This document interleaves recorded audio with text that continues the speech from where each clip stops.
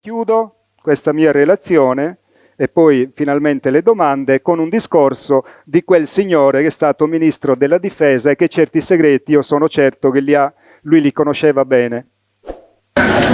I wish that I were in a mood for good humor, but I'm not. We are hell-bent in the direction of destroying our planet, and frankly, we appear to be doing very little about it. Decades ago, visitors from other planets warned us about where we were headed and offered to help. But instead, we, or at least some of us, interpreted their visits as a threat and decided to shoot first and ask questions after. The inevitable result was that some of our planes were lost, but how many were due to retaliation and how many were as a result of our own stupidity is a moot point. They, the military, must have been and still are so paranoid that they feel it necessary to use the visitors' technology to fight them off, rather than welcome them as partners in development.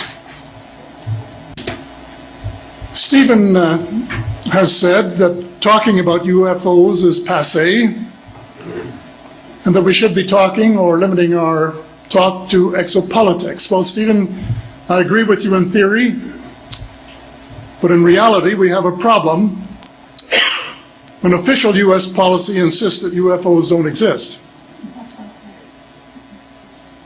The veil of secrecy must be lifted, and it has to be lifted now, before it is too late.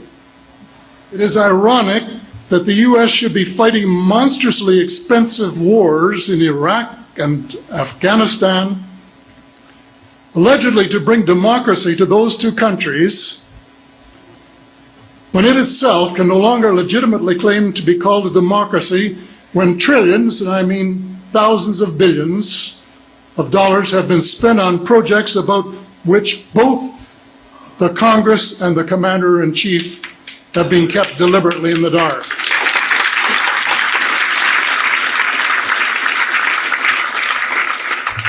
How much has been accomplished in 60 years of feverish activity by some of the most educated minds in the United States? Has America developed flying saucers that are visually indistinguishable from the visitors, as alleged? And if so, what do they propose to do with them? Even more critical, what progress has been made in the development of clean energy sources that could conceivably replace fossil fuels and save the planet from becoming a veritable wasteland? Well, who has the answers? Someone does, but apparently they aren't telling either secretaries of defense or presidents because they don't have, quote, a need to know. In a story told by Dr. Stephen Greer, President Clinton was asked a question by White House reporter Sarah McClendon about why he didn't do something about disclosure. And Clinton replied, "Sarah, there's a government inside the government, and I don't control it." Excuse me, doesn't the Commander-in-Chief and the person who allegedly has their finger on the nuclear trigger have a right to know what his subordinates are doing? The people of the United States who have paid the bills have the right to know. The people of the world demand to know because it is our descendants too whose lives are in mortal danger.